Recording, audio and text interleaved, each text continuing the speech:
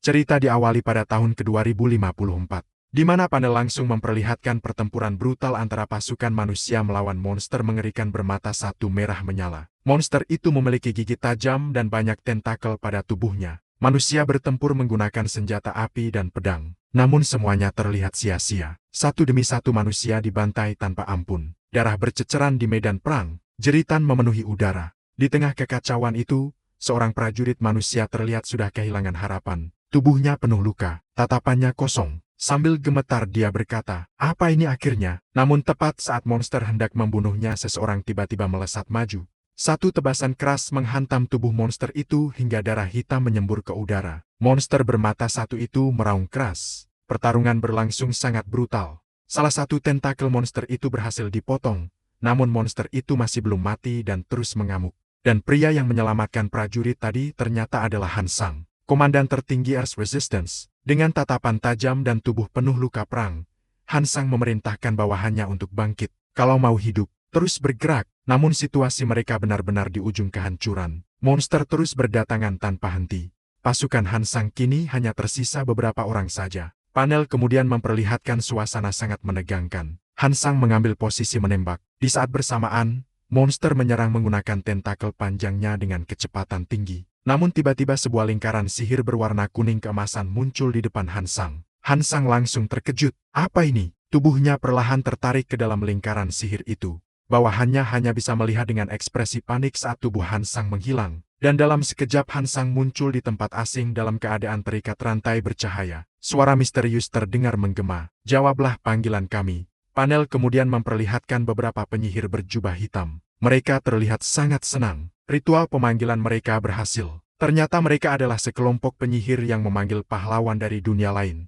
Han Sang berteriak marah sambil berusaha melepaskan diri dari rantai bercahaya itu. "Di mana ini? Siapa kalian?" Lalu seorang penyihir tua botak berjalan mendekat. Dengan tenang dia berkata, "Selamat datang di Empire." Dia menjelaskan bahwa Han Sang adalah pahlawan dari dunia lain. Dan mereka ingin Han Sang mengalahkan Demon Lord demi menyelamatkan dunia mereka. Namun Han Sang sama sekali tidak mengerti situasi yang terjadi. Dia terus menuntut penjelasan. Karena kesal, penyihir tua itu langsung merapalkan mantra ke tubuh Han Sang. Kilatan kuning menyelimuti tubuh Han Sang. Dan seketika rasa sakit luar biasa menyerangnya. Han Sang langsung menjerit kesakitan. Penyihir tua itu berkata kalau mantra itu tidak akan aktif selama Han Sang tidak banyak bicara. Mendengar itu Han Sang marah besar. "Kau baru bilang setelah aku kesakitan." Penyihir tua itu lalu menyodorkan pedang kepada Han Sang. Dia kembali memohon agar Han Sang membunuh Demon Lord dan menyelamatkan kekaisaran. Sebagai gantinya Han Sang akan dipulangkan ke dunia asalnya. Dengan mata dipenuhi air mata akibat rasa sakit tadi, Han Sang akhirnya menerima permintaan itu. Dan sejak hari itu 10 tahun hidupnya habis di medan perang.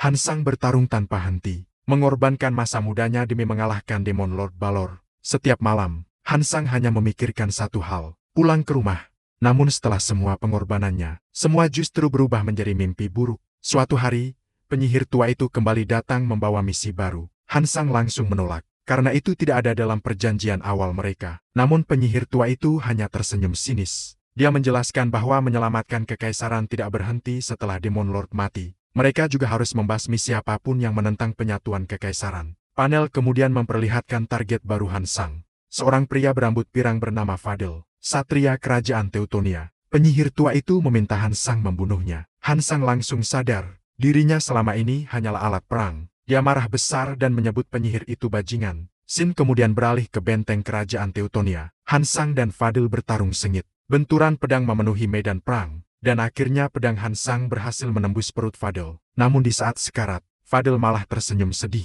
"Aku tak menyangka kau sebodoh ini." Han Sang hanya bisa meminta maaf. Karena dia merasa tidak punya pilihan lain. Namun Fadil kembali berkata, "Kasihan sekali, karena setelah ini, kau juga akan dibuang." Dan kata-kata itu ternyata benar. Setelah semuanya selesai, Han Sang merasa akhirnya bisa pulang. Namun tiba-tiba sebuah pedang menembus tubuhnya dari belakang hingga keluar dari dada. Han Sang membelalakan mata. Pria yang menusuknya adalah Count Brandenburg, seorang Holy Knight dan Grand Marshal kerajaan. Dengan dingin dia berkata, "Kerja bagus, pahlawan dunia lain." Count Brandenburg menjelaskan bahwa Han Sang hanyalah anjing pemburu paling berguna milik kekaisaran. Dan sekarang anjing itu sudah tidak dibutuhkan lagi. Pedang dicabut, tubuh Han Sang jatuh berlumuran darah.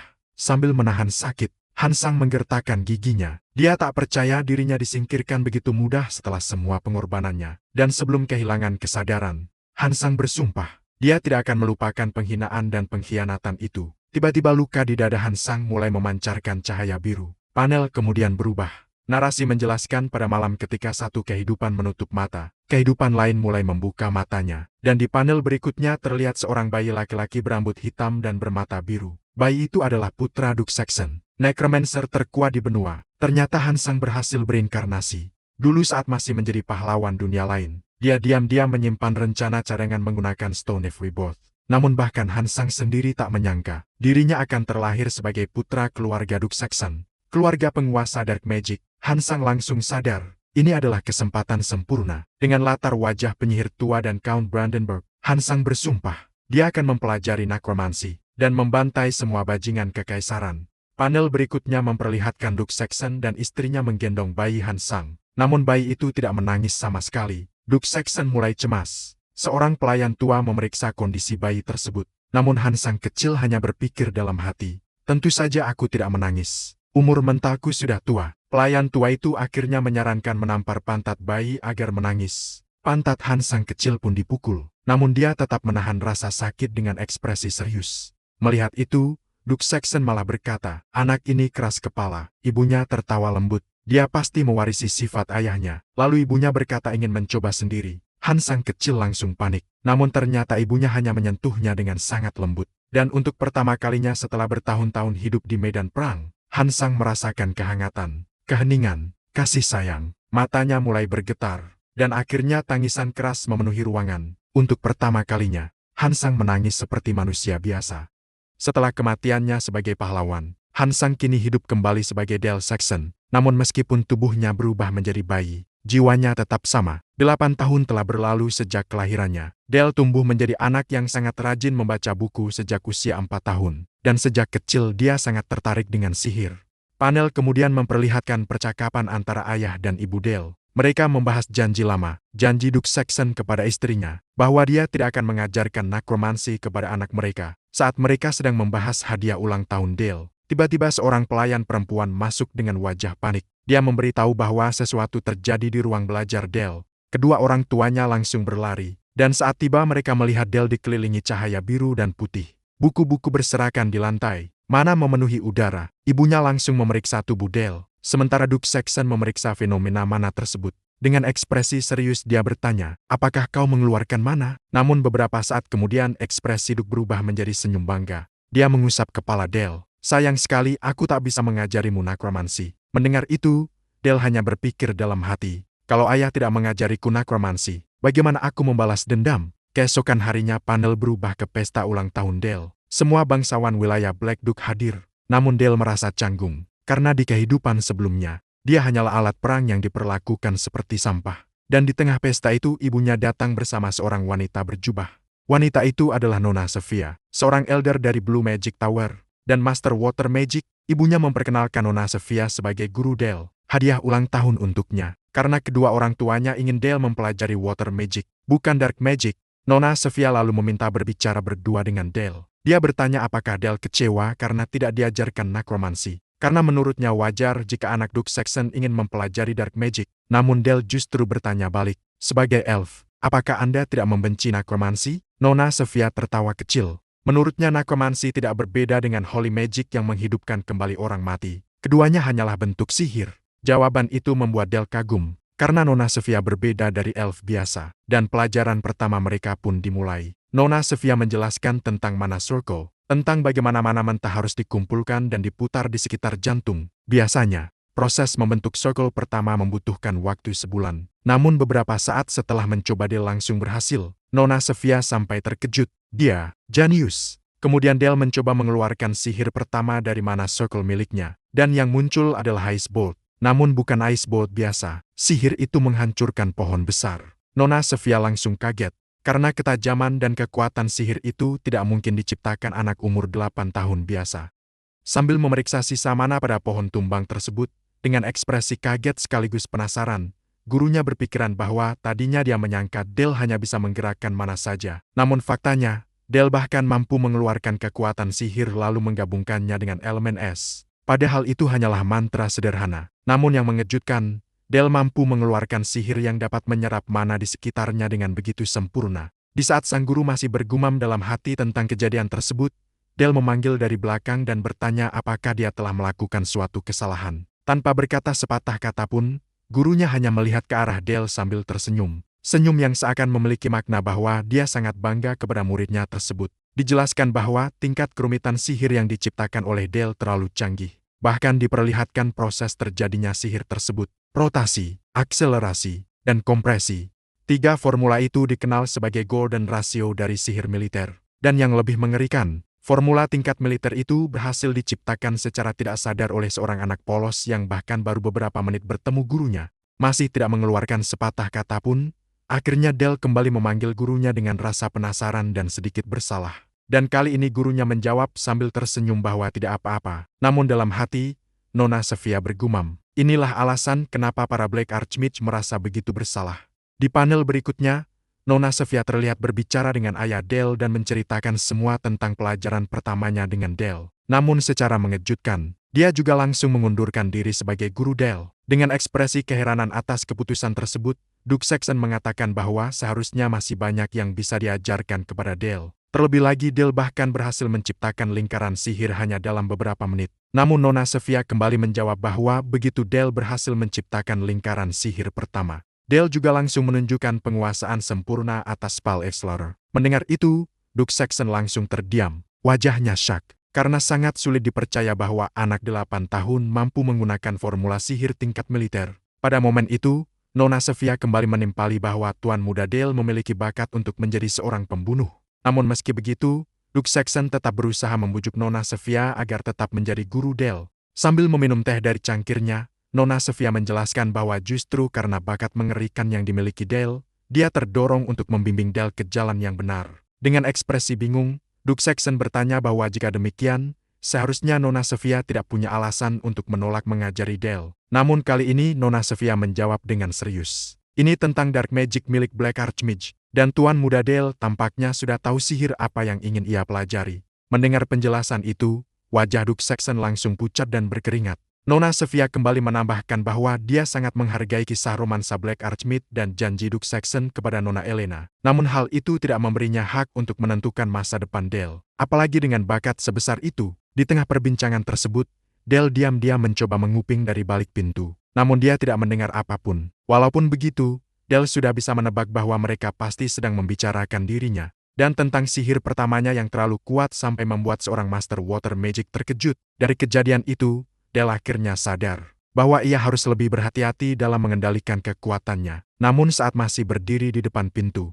tiba-tiba seseorang memanggil namanya, dan orang itu ternyata adalah pamannya, Helmut. Dalam perbincangan mereka, diketahui bahwa paman Helmut sangat sibuk menjaga Duchy Saxon. Sambil mengangkat tubuh Del seperti anak kecil, Helmut menjelaskan bahwa dirinya sibuk membasmi monster di dalam dungeon. Dijelaskan bahwa dungeon dan monster berbahaya sudah muncul sejak zaman Demon King masih hidup. Dan jika dungeon muncul di suatu wilayah, kerugiannya bisa sangat besar. Karena itu, para kesatria ditugaskan untuk menaklukkan dungeon atau membasmi monster yang keluar dari dungeon bocor. Dan situasi seperti ini jauh lebih berbahaya di wilayah Saxon dibanding wilayah lain. Alasannya, karena di kehidupan sebelumnya, saat masih menjadi pahlawan dunia lain, Hans Sang pernah membantu Duke Saxon membersihkan wilayah bekas kekuasaan Demon King untuk dijadikan wilayah kekaisaran. Di tengah percakapan mereka, Duke Saxon tiba-tiba keluar dari ruangan dan mengapresiasi kerja keras Helmut. Tak lama kemudian, Ibu Del juga datang bersama 3 pelayannya. Dengan penuh bangga, ia memegang pipi Del dan memuji putranya karena berhasil menciptakan lingkaran sihir pertama. Bahkan Duke Saxon yang seolah baru mendengarnya langsung ikut memberi selamat. Ia juga meminta Del mengatakan apapun yang diinginkannya. Mendengar itu, Del sempat berpikir keras. Ia sebenarnya ingin meminta diajarkan nekromansi, namun khawatir ayahnya curiga. Dan akhirnya, secara spontan Del malah mengatakan bahwa dia menginginkan adik perempuan. Mendengar permintaan itu, wajah ayah dan ibunya langsung memerah. Bahkan Duke Saxon dengan malu-malu menyetujui permintaan kocak tersebut. Malam hari pun tiba. Suasana kota terlihat tenang dengan kediaman megah Duke Saxon berdiri di kejauhan. Di kamarnya, Del mengeluh karena merasa lelah harus terus berpura-pura polos dan suci. Baginya semua itu terasa sangat menggelikan. Namun saat mencoba tidur, Del tiba-tiba bermimpi tentang masa lalunya. Tentang saat dirinya dikhianati dan dibunuh. Dalam mimpi itu, Count Brandenburg kembali muncul. Dengan senyum menyeramkan, Count Brandenburg menyapa Han Sang seolah mereka baru bertemu setelah sekian lama. Namun suasananya sama seperti dulu. Saat pedang itu menusuk punggung Han Sang hingga tembus ke dadanya. Dalam mimpi tersebut, Count Brandenburg berkata bahwa Han Sang sudah menjadi lembek, karena sekarang dia hidup dengan keluarga, rumah hangat, dan kehidupan nyaman. Sambil darah keluar dari mulut Han Sang, Count Brandenburg terus membisikkan kata-kata kejam ke telinganya, bahwa sekarang punggung Han Sang terasa hangat, perutnya kenyang, dan tidak ada lagi alasan untuk memikirkan balas dendam. Lalu dengan wajah menyeramkan, Count Brandenburg berkata bahwa kekaisaran akan terus mencari Han Sang sampai semua jejak kehidupannya menghilang dari dunia ini. Seketika Dale terbangun, dadanya dipenuhi cahaya biru dan putih. Rasa sakit luar biasa langsung menyerang tubuhnya, seolah jantungnya akan meledak. Kilatan cahaya memenuhi kamar Dale, dan sambil menahan rasa sakit, Dale bertanya-tanya apakah dirinya sedang mengalami mana overload. Dengan penuh amarah, Dale mengutuk kekaisaran karena bahkan setelah bereinkarnasi, mereka masih tidak mau melepaskannya. Karena tidak tahan dengan rasa sakit itu, Dale keluar dari rumah untuk mencari udara segar. Namun rasa sakitnya justru semakin parah.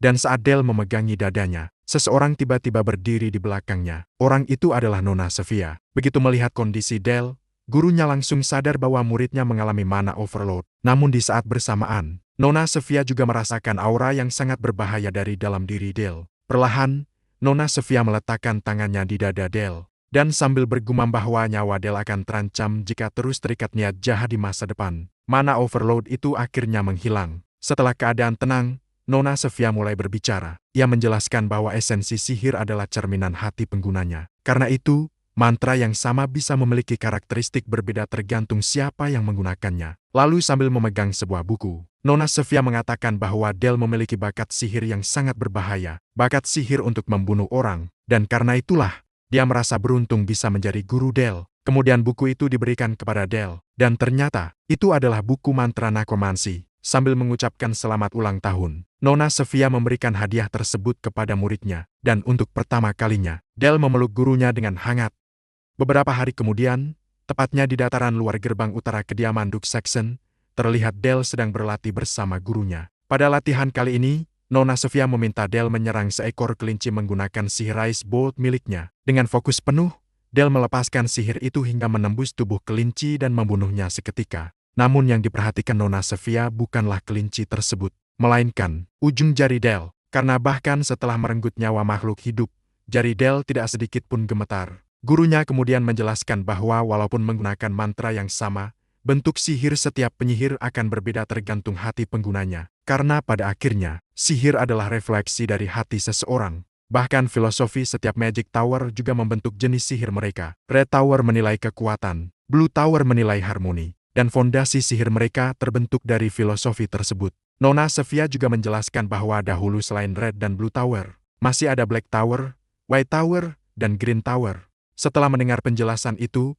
Dale mencoba menggunakan nekromansi pada kelinci yang tadi ia bunuh. Ia menggunakan necromantic art paling dasar, zombification. Mana hitam pekat mulai mengalir menuju tubuh kelinci yang telah mati, dengan menggunakan benang mana yang dihubungkan ke kepala, tulang belakang, dan lutut. Dale akhirnya berhasil membangkitkan kelinci tersebut. Namun latihan belum selesai. Nona Sofia meminta Dale melanjutkan ke tahap berikutnya. Dale kemudian menggunakan mantra Frozen Armor. Bongkahan es mulai muncul dan membentuk armor di tubuh kelinci andit itu. Melihat hasil tersebut, Nona Sofia memuji Dale. Lalu untuk menguji pertahanannya, gurunya menyerang kelinci itu menggunakan sihir es berkecepatan tinggi. Serangan itu menghantam tubuh kelinci hingga terpental. Armor esnya retak, namun tubuh kelinci tetap terlindungi. Melihat itu, Dale langsung merasa senang, dan gurunya pun mengucapkan selamat. Setelah latihan selesai, Nona Sofia memberi Dale kesempatan mengajukan pertanyaan. Dan tanpa ragu, Dale langsung meminta diajarkan Water Magic juga, namun secara spontan gurunya menolak. Nona Sofia menjelaskan bahwa sihir yang digunakan Dale hari ini sebenarnya sudah termasuk dasar atribut Water Magic. Dan seperti atribut lain, Water Magic juga memiliki tingkat kesulitan yang sangat tinggi. Bahkan bagi penyihir biasa, menguasai satu tipe sihir saja sudah sangat sulit. Karena itu menurut Nona Sofia, keinginan Dale terlalu ambisius. Percakapan itu pun menutup pelajaran hari itu. Malam harinya, Dale berada di perpustakaan. Dengan membawa setumpuk buku sihir, ia berniat membuktikan bahwa dirinya bisa mempelajarinya sendiri. Dale ingin menyeret gurunya ke kondisi di mana Nona Sofia tidak punya pilihan lain selain mengajarinya. Keesokan harinya, pelajaran kembali dimulai. Namun kali ini Del terlihat kurang fit karena begadang semalaman membaca buku.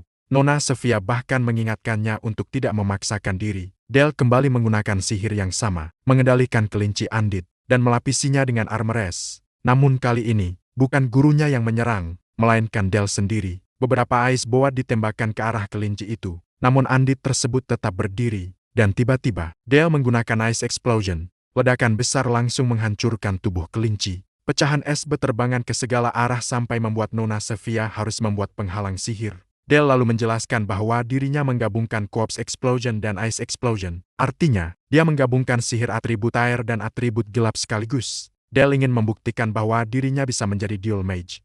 Melihat apa yang baru saja dilakukan Del, Nona Sofia benar-benar terkejut, karena dia belum pernah melihat metode serangan seperti itu sebelumnya. Kombinasi ledakan es dan ledakan mayat menciptakan area penghancuran yang sangat luas. Bahkan serpihan es dan tulang yang tajam berterbangan seperti belati ke segala arah.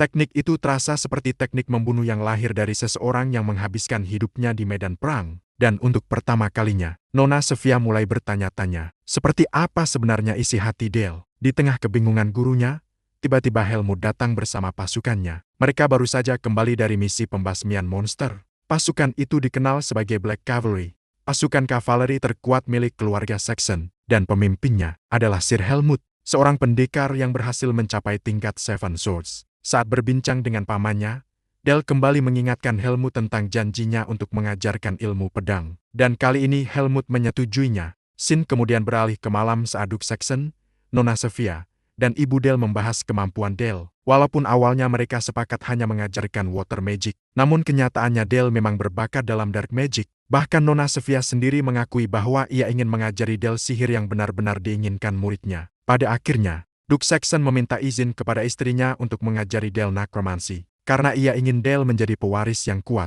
Dan sebagai seorang penyihir, Duke Saxon juga ingin memiliki murid yang hebat. Walaupun masih ada rasa khawatir tentang pandangan buruk terhadap nekromansi, akhirnya Ibu Del memberikan izin. Hari itu pun tiba, Duke Saxon mulai mengajari Del nekromansi secara langsung.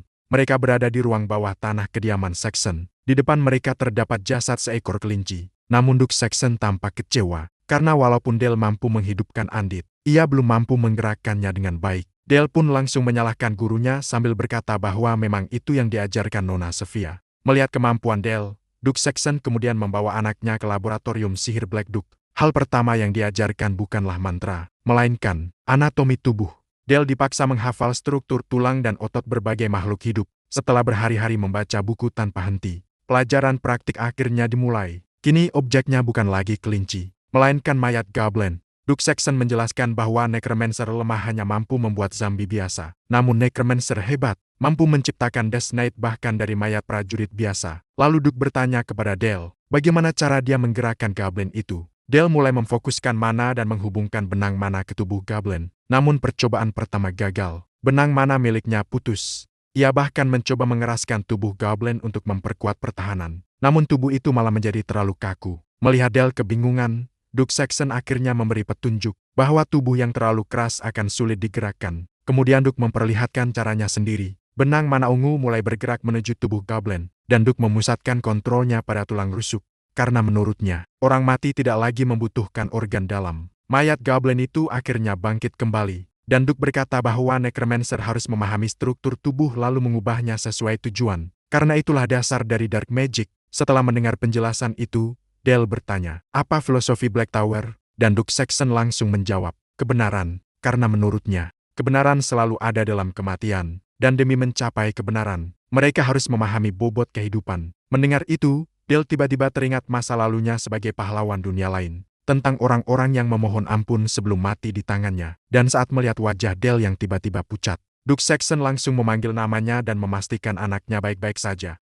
Seiring berkembangnya bakat sihir Del, kabar tentang Duke Saxon yang mengajari anaknya nekromansi mulai menyebar ke seluruh kekaisaran. Banyak bangsawan terkejut, karena itu berarti Duke Saxon telah melanggar janjinya kepada istrinya. Dan sejak saat itu, keluarga Saxon mulai diawasi banyak pihak. Beberapa minggu kemudian, di lapangan latihan wilayah Duke Saxon, Del terlihat sedang berlatih pedang bersama Sir Helmut. Latihan itu berlangsung sengit, dan kemampuan Del berkembang sangat cepat. Bahkan Sir Helmut terlihat bangga melihat perkembangan murid kecilnya. Pada akhirnya Dale berhasil membuat pedang kayu Helmut terlepas dari tangannya. Namun Dale langsung menuduh pamannya sengaja mengalah. Karena menurutnya pendekar seperti Helmut tidak mungkin kalah semudah itu. Namun Helmut membantah. Ia bahkan mengatakan bahwa dirinya sudah menggunakan teknik praktis yang bisa membunuh orang biasa. Helmut kembali memuji teknik pedang Dale, dan merasa sayang karena Dale memilih jalan penyihir.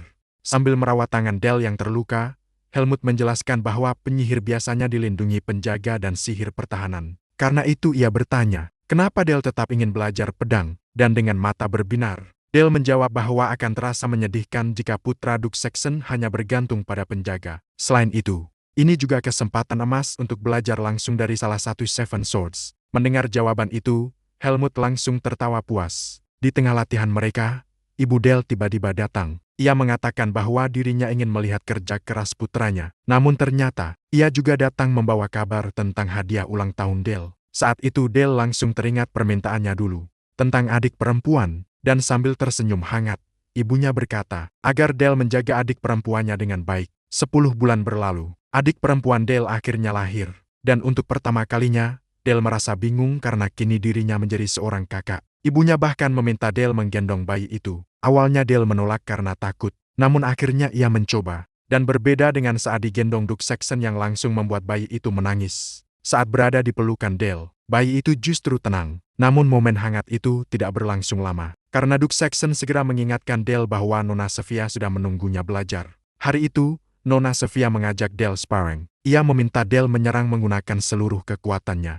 Ice Bolt pertama langsung melesat ke arah gurunya, namun dengan mudah dihancurkan. Serangan kedua juga gagal, dan kini giliran Nona Sophia menyerang balik. Dale langsung membuat pertahanan berupa armor es di kedua tangannya. Serangan itu menghantam keras, namun Dale berhasil menahannya. Nona Sophia kemudian meminta Dale menyerang lagi. Kali ini Dale mulai menggunakan formula kombinasi molekular. Ia menciptakan Ice Wall raksasa. Nona Sophia langsung sadar bahwa Dale sedang memperkuat kepadatan molekul es hingga sekeras baja. Namun saat gurunya masih mencoba memahami tujuan Dale, tiba-tiba Dale merapalkan mantra lain, Glacial Explosion, formula fragmentation, dan seketika, Ice Wall itu meledak. Pecahan es menghujam tubuh Nona Sophia dari segala arah.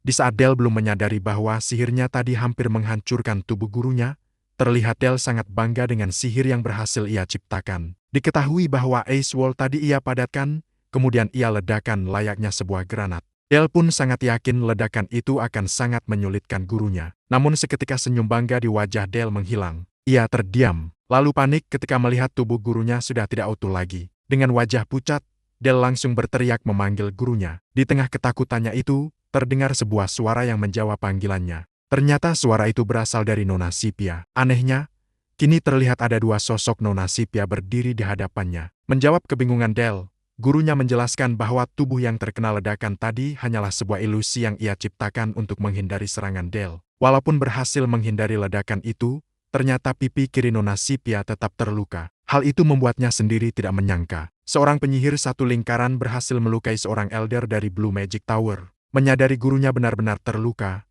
Dale langsung memohon maaf karena tidak pernah berniat menyakitinya. Namun alih-alih marah atau kecewa, Nona Sipia justru tersenyum bangga. Menurutnya, Dale mampu melukainya karena benar-benar menggunakan seluruh kekuatannya tanpa ragu. Itu berarti Dale mempercayai gurunya sepenuhnya dalam latihan tersebut. Dan sebagai seorang guru, Nona Sipia justru merasa sangat bangga terhadap muridnya. Scene kemudian beralih ke ruang kerja Duke Saxon. Nona Sipia datang menemui Duke Saxon. Tatapan Duke langsung tertuju pada luka di pipi kiri Nona Sipia. Dengan nada khawatir ia bertanya dari mana luka itu berasal. Nona Sipia pun menjelaskan bahwa luka tersebut ia dapatkan karena sedikit lengah saat mengajari Dale. Mendengar penjelasan itu, Duke Saxon langsung meminta maaf. Ia merasa telah banyak berutang kepada Nona Sipia. Namun Nona Sipia hanya tersenyum dan mengatakan bahwa hal itu bukan sesuatu yang perlu dibesar-besarkan. Bahkan menurutnya, ia sangat senang bisa membimbing murid yang memiliki bakat sebesar Dale. Tak lama kemudian, Duke Saxon kembali menyampaikan sebuah permintaan.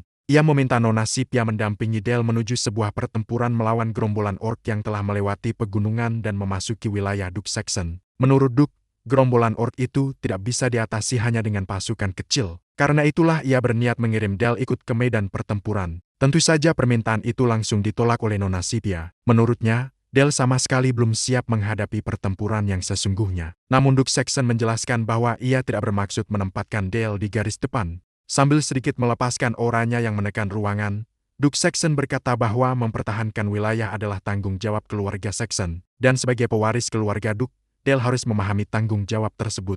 Dengan tatapan tajam, Duke kembali menegaskan. Dale juga tidak terkecuali. Mendengar keputusan itu, Nona Sipia terlihat sedikit panik. Ia pun bertanya apa yang sebenarnya harus ia lakukan. Duke Saxon kemudian menjelaskan bahwa ia akan mempercayakan sebuah artefak keluarga kepada Dale. Dan ia ingin Nona Sipia membimbing Dale hingga mampu mengendalikan kekuatan artefak tersebut. Narasi kemudian menjelaskan bahwa artefak adalah benda yang dipenuhi kekuatan dan kehendak luar biasa. Artefak hanya dapat digunakan dengan mempersembahkan mana atau bahkan daya hidup sebagai harga yang harus dibayar. Semakin kuat sebuah artefak, semakin berbahaya pula kekuatannya. Bahkan dalam beberapa kasus, artefak dapat membunuh penggunanya sendiri. Namun keluarga Saxon telah mewarisi teknik untuk mengendalikan kekuatan berbahaya semacam itu selama beberapa generasi. Panel kemudian memperlihatkan Duke Saxon, Dale, dan Nona Sipia berada di ruang penyimpanan artefak keluarga Saxon. Duke Saxon berkata kepada Dale bahwa sebagai keturunan keluarga Saxon, ia harus bersiap menghadapi pertempuran yang akan datang. Mendengar kata pertempuran, Dale langsung terkejut, namun di dalam hatinya ia justru bergumam. Akhirnya, saat itu datang juga, seolah-olah momen ini memang telah lama ia nantikan. Duke Saxon kemudian menjelaskan bahwa Dale akan bergabung bersama pasukan untuk membasmi gerombolan orc. Sambil membuka ruang penyimpanan artefak keluarga Saxon, terlihat puluhan artefak memenuhi ruangan. Mahkota, kalung, pedang, perisai, dan berbagai senjata lain tersimpan rapi di sana. Sebelum berangkat ke medan perang, Duke Saxon mengatakan bahwa Dale harus mempelajari cara mengendalikan darkness milik keluarga mereka. Melihat begitu banyak artefak legendaris di hadapannya, Dale hanya bisa terpukau. Duke Saxon kemudian menjelaskan bahwa semua benda itu adalah artefak milik Raja Iblis yang berhasil diperoleh leluhur keluarga Saxon setelah menaklukkan domain Raja Iblis. Karena itu, Duke meminta Dale agar tidak menganggap artefak-artefak tersebut sama seperti artefak biasa. Namun sebenarnya Dale sendiri sudah bisa merasakan mana yang luar biasa kuat terpancar dari seluruh ruangan itu. Perasaannya langsung dibenarkan oleh Duke Saxon. Menurutnya, seluruh artefak di ruangan itu memang memiliki kekuatan yang sangat besar sekaligus sangat berbahaya. Karena itulah Dale dilarang menyentuh artefak manapun sebelum benar-benar mampu mengendalikannya. Namun di tengah penjelasan ayahnya, tiba-tiba Dale menghilang. Tanpa disadari, ia ternyata sudah berjalan mengelilingi ruang penyimpanan artefak sejak beberapa saat sebelumnya. Dale terus mencari artefak yang menurutnya paling cocok untuk dirinya. Dan tiba-tiba, sebuah suara terdengar memanggilnya. Apakah kau menginginkan balas dendam? Ternyata suara itu berasal dari sebuah artefak berbentuk perisai. Artefak itu mampu merasakan kebencian yang masih tersisa di dalam diri Dale. Namun bukan hanya satu artefak. Banyak artefak lain juga mulai memanggil Dale. Ayo bunuh mereka bersamaku. Pilih aku. Pakai aku. Kita akan mencapai puncak bersama. Berbagai bisikan terus memenuhi telinga Dale. Walaupun artefak-artefak itu beresonansi dengan kebenciannya, Dale merasa semua itu masih belum cukup kuat. Ia membutuhkan sesuatu yang jauh lebih hebat. Dan saat itulah, tatapannya berhenti pada sebuah jubah hitam yang melayang sendirian. Dale langsung mengenalinya, Shadow Cloak. Saat masih menjadi pahlawan dunia lain, Dale pernah menghadapi pasukan Raja Iblis yang menggunakan artefak tersebut. Artefak itu mampu mengubah bayangan menjadi wujud nyata. Kemampuan yang membuat pemiliknya hampir mustahil dikalahkan. Tanpa ragu Dale langsung mengenakan jubah itu. Dan saat kembali ke hadapan Duke Saxon dan Nona Sipia, keduanya langsung terkejut. Tubuh Dale perlahan diselimuti bayangan hitam pekat. Sedikit demi sedikit tubuhnya menghilang, seolah memasuki dimensi lain. Di dalam dimensi gelap itu, aura ungu memenuhi sekeliling Dale. Lalu terdengar sebuah suara, lapar. Narasi kemudian menjelaskan bahwa pemilik Shadow Cloak sebelumnya mampu memanggil badai bayangan dan mengendalikan kegelapan layaknya makhluk hidup. Dale hanya tersenyum. Ia bertekad menguasai artefak ini. Namun sebelum itu, ia harus terlebih dahulu menaklukkan Shadow Creature. Seekor monster bayangan dengan tubuh tak beraturan dan gigi-gigi tajam yang mengerikan. Tentu saja, itu bukan ujian yang mudah. Sementara di luar dimensi tersebut, Duke Saxon dan Nona Sipia hanya bisa menatap dengan penuh kekhawatiran. Lingkaran mana hitam pekat masih terus menyelimuti Dale. Karena waktu terus berlalu, Nona Sipia mulai khawatir. Ia bertanya apakah mereka harus menyelamatkan Dale. Duke Saxon menjawab bahwa jika keadaan ini terus berlanjut, Dale akan kehilangan kesadaran dan dilahap oleh Shadow Creature. Akhirnya Duke Saxon memutuskan menarik Dale keluar secara paksa. Mana mulai menyelimuti salah satu tangannya. Namun sebelum ia bergerak, tiba-tiba cahaya terang memancar dari dalam lingkaran hitam itu. Cahaya tersebut membuat Duke Saxon dan Nona Sipia menutup mata. Perlahan bayangan hitam mulai menghilang, dan Dale kembali terlihat berdiri dengan tenang. Shadow Cloak masih melekat di tubuhnya. Dengan nada panik Duke Saxon langsung memanggil nama Dale. Sementara Nona Sipia memastikan apakah muridnya baik-baik saja. Namun Dale hanya tertawa kecil. Lumayan, cuma sedikit menyengat.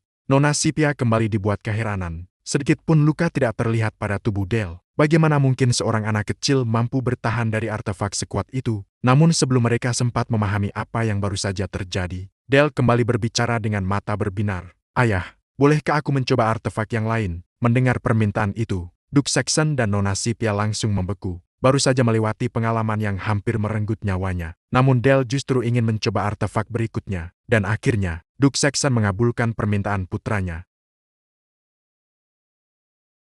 Beberapa hari kemudian, scene beralih ke lapangan latihan milik keluarga Duke Saxon. Terlihat Sir Halmat sangat kaget melihat Dale memakai Shadow Cloak.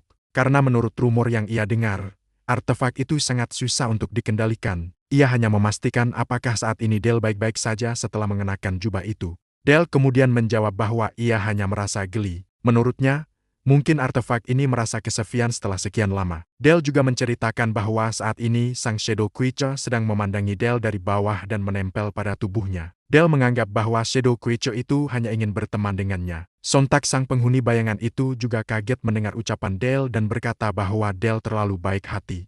Sir Halmat juga ikut kaget, lalu tertawa keras mendengar ucapan Dale. Ia menganggap lucu karena artefak seganas Shadow Cloak disebut kesepian. Mendengar ucapan Sir Halmat itu, Dale mengucapkan terima kasih sambil menginjak kepala Shadow Creature. Dale kemudian mengajukan sebuah permintaan kepada Sir Halmat. Dale ingin melakukan sparring sungguhan sebagai latihan tempur bersama Sir Halmat. Permintaan itu disambut dengan sangat antusias. Sir Halmat langsung memasang kuda-kuda dan memposisikan pedangnya untuk bersiap sparring. Ia berjanji tidak akan mengecewakan Dale. Sembari bersiap untuk menyerang, Dale melihat aura mengintimidasi yang dikeluarkan Sir Halmat.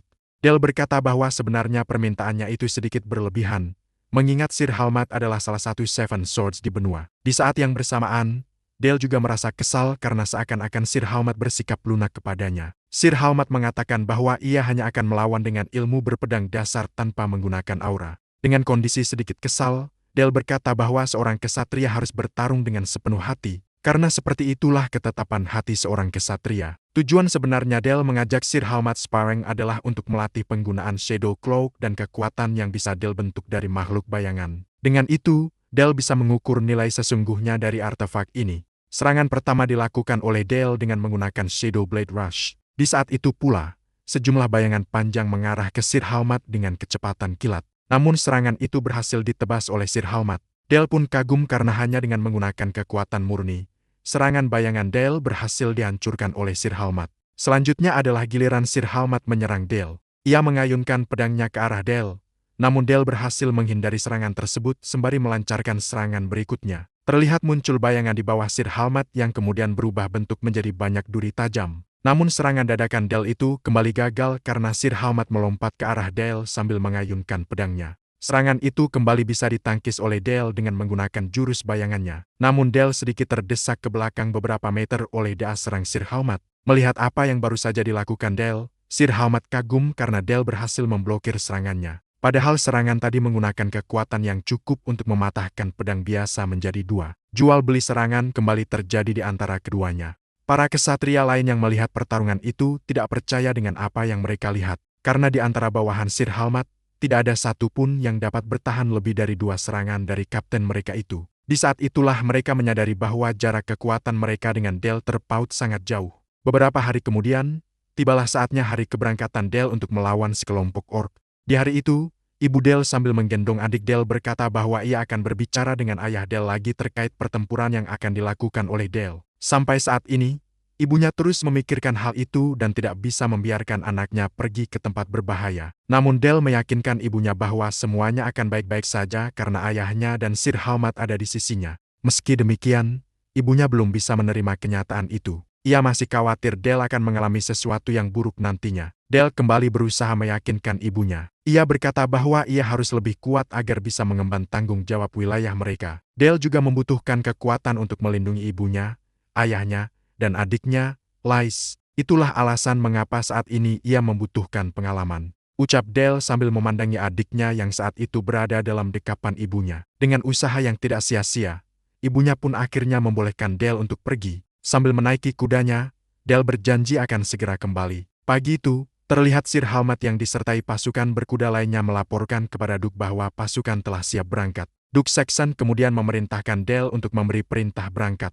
Mendengar hal itu, Dale kaget. Ia seakan tidak percaya bahwa anak kecil seperti dirinya diminta untuk memimpin pasukan. Namun ayahnya memastikan bahwa suatu saat nanti, pasukan Black Cavalry itu akan dipimpin oleh Dale. Dengan wajah penuh percaya diri, Dale sedikit memotivasi dirinya sendiri. Saat ini dia adalah Dale, putra Duke Saxon, bukan Hansang. Dan kali ini, segalanya akan berbeda. Dale pun memberikan perintah pertamanya kepada pasukan Black Cavalry untuk maju. Perintah itu disambut dengan sorak-sorai dari 250 pasukan kavaleri. Target mereka kali itu adalah ribuan orc yang telah menyeberangi pegunungan menuju hulu sungai Saxon dan akan segera bergerak ke hilir. Diketahui bahwa ribuan orc itu melakukan perjalanan untuk menyelamatkan diri dari rasa dingin dan lapar.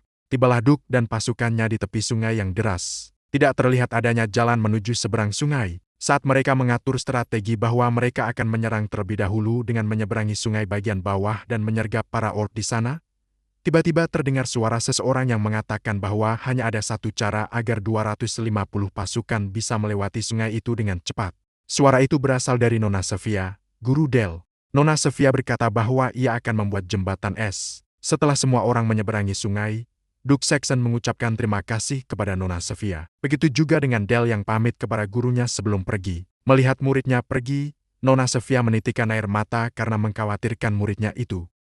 Beberapa saat kemudian, terlihat pasukan Wenjo Winter Garden melancarkan serangan panah berapi ke tempat para orc beristirahat. Serangan tersebut mengakibatkan tenda-tenda para orc terbakar dan menimbulkan banyak korban di pihak orc. Di sisi lain, Sir Halmat berteriak memberikan komando kepada batalion pertama, kedua, dan ketiga agar membentuk formasi piramida lalu menyerang. Diperkirakan, dengan pergerakan kuda sebanyak 2 kali per detik, kecepatan pasukan berkuda mencapai sekitar 40 km per jam. Dengan memperhitungkan berat gabungan penunggang kuda dan armornya, kekuatan benturannya tentu sangat besar. Terlebih lagi, mereka menggunakan tombak setinggi 3-4 meter yang ditingkatkan dengan aura. Mustahil bagi orc untuk memblokir serangan tersebut.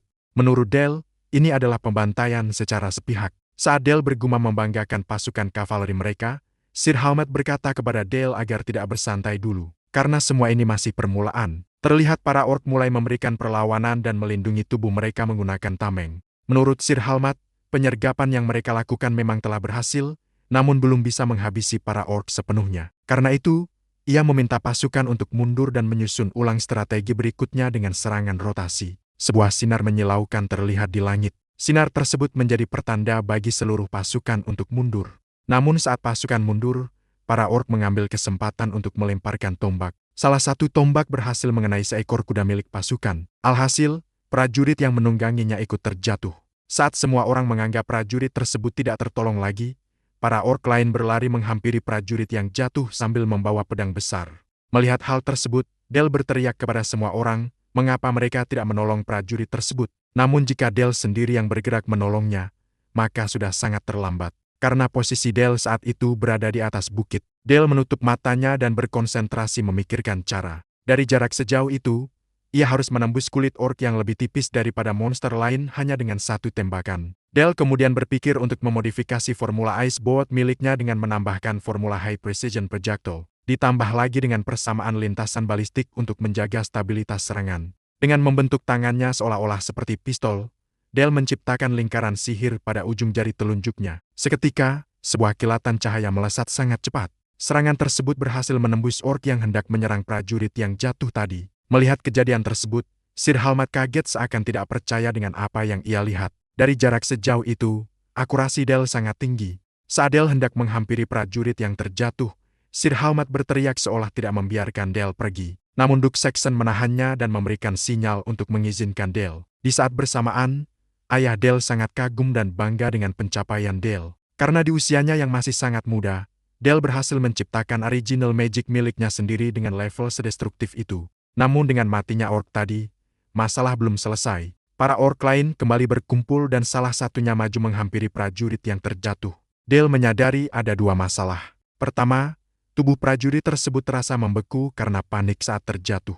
Kedua, Original Magic Dale membutuhkan waktu yang cukup lama untuk diaktifkan sehingga tidak efektif dalam pertempuran. Dale pun berpikir untuk menyederhanakan formula sihirnya, dan terbentuklah sihir Ice Bullet. Sihir tersebut melaju sangat cepat dan berhasil menembus kepala sang orc. Saat Dale menghampiri prajurit tersebut, sang prajurit bertanya mengapa Tuan Muda Dale bersusah payah hanya demi seorang prajurit biasa seperti dirinya. Dale kemudian menjawab bahwa keluarga Saxon tidak akan pernah meninggalkan pedangnya yang loyal. Dua sosok orc kembali menyerang. Namun Dale langsung menghadapinya menggunakan kekuatan jubahnya. Shadow Blade. Suara teriakan keras dari para orc memekik saat salah satunya dilahap oleh bayangan yang diciptakan Dale. Kedahsyatan sihir tersebut terlihat jelas. Bayangan tersebut hanya menyisakan tulang belulang dari orc yang dilahapnya. Sedangkan orc satunya lagi dimusnahkan menggunakan sihir Ice Bullet. Keduanya kemudian kembali ke pasukan. Tuan Muda Dale menggendong sang prajurit karena salah satu kakinya tidak bisa digerakkan akibat mati rasa. Di saat bersamaan, pasukan kavaleri kembali menyerang para orc sambil meneriakan, "Demi keluarga Saxon, demi Tuan Muda Dale." Setelah para orc berhasil ditaklukkan, terlihat Duke Saxon berada di salah satu tenda sementara tempat mereka beristirahat. Duke Saxon sedang berbicara dengan Dale untuk menanyakan sesuatu. Pertanyaan yang keluar dari mulut ayahnya adalah perihal Dale yang maju sendirian ke wilayah musuh. Dengan ekspresi sedikit kecewa dan marah, ayahnya mengatakan bahwa tindakan Dale sangat ceroboh.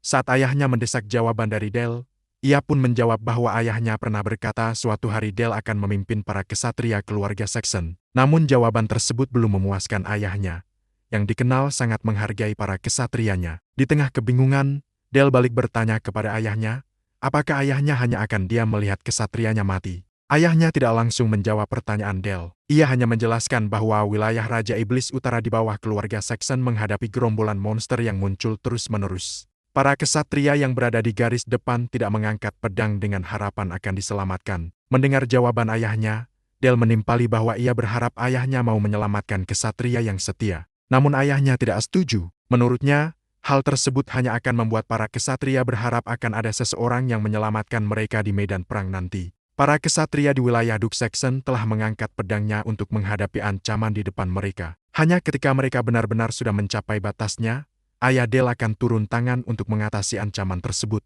Tertampar fakta dan penjelasan ayahnya, Dale menyadari bahwa apa yang disampaikan ayahnya adalah logika yang tidak bisa ia sangkal. Dale sedikit menyesal karena telah melupakan hal tersebut.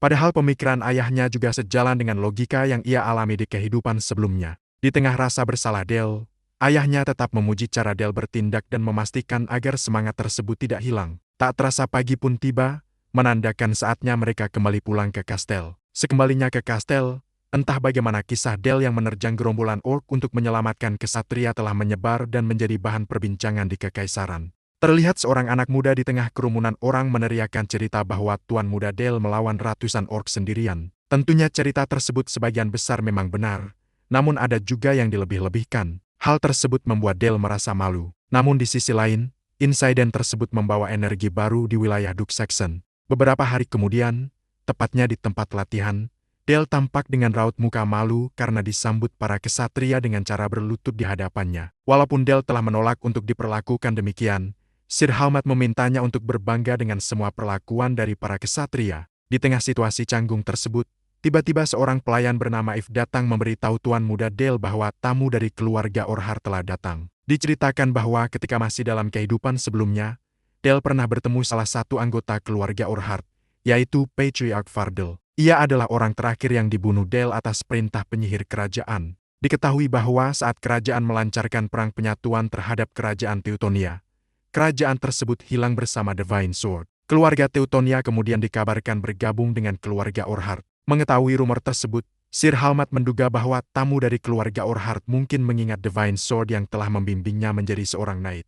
Tidak lama kemudian, Dale dan Sir Halmat memasuki ruangan. Ternyata ayah dan ibu Dale sudah berada di sana. Tak lama setelah itu, kedua tamu yang mereka nantikan juga memasuki ruangan tanpa membawa pengawal satupun. Seorang perempuan paruh baya mulai membungkukkan badannya untuk memberi hormat kepada Duke Saxon. Ia memperkenalkan dirinya sebagai Vanessa Orhard dan putrinya, Charlotte Orhard. Namun seketika, putrinya melangkah maju ke depan ibunya dan mempertanyakan mengapa ibunya membungkukkan badan kepada Duke Saxon dan keluarganya. Namun alih-alih terpengaruh dengan reaksi Charlotte, sang Duke malah meminta Dale mengantar Charlotte berkeliling kastel untuk sedikit mengurangi kelelahan setelah melakukan perjalanan jauh.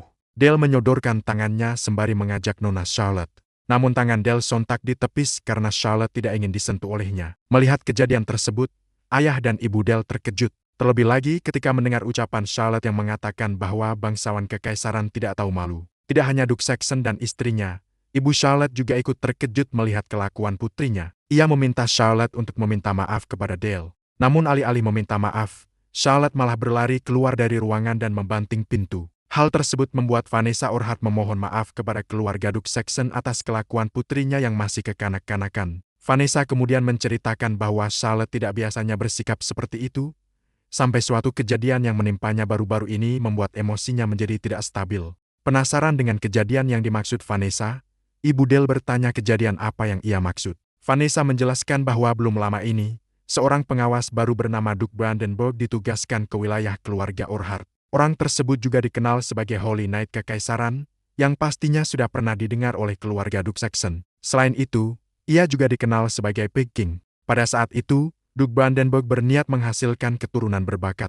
Karena itu, ia ingin menanamkan benih pada seorang ahli pedang berbakat. Dan yang menjadi incarannya adalah Charlotte, yang saat itu masih bayi. Vanessa Urquhart menceritakan bahwa putrinya saat itu nyaris tidak terselamatkan. Kejadian tersebut meninggalkan memori mengerikan yang tidak bisa dilupakan oleh Charlotte.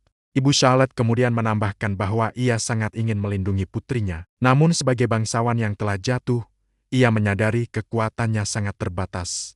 Karena itu, Vanessa memohon kepada Duke Saxon agar menerima putrinya sebagai pelayan keluarga Saxon, supaya Duke Brandenburg tidak pernah bisa menyentuh Charlotte lagi. Sementara itu, setelah Charlotte berlari keluar dari ruangan, ia berada di area latihan keluarga Saxon. Dale menyusul dari belakang karena khawatir Charlotte tersesat di dalam kastel yang luas. Dale meminta Charlotte agar tidak pergi sendirian. Namun Charlotte menjawab dengan dingin, "Aku tidak peduli kalau tersesat." Charlotte lalu melirik tangan Dale. Ia menanyakan apakah tangan Dale baik-baik saja setelah sebelumnya ia tepis di ruangan tadi. Bagi Dale, kejadian itu bukan sesuatu yang cukup besar untuk membuat tangannya terluka. Mendengar jawaban tersebut, Charlotte tiba-tiba mengeluarkan pedangnya. Dengan tatapan tajam, ia mengarahkan pedang itu ke Dale. Charlotte kemudian menantang Dale untuk berduel. Dale pun terlihat kaget. Menurutnya, Charlotte benar-benar bertindak semaunya sendiri.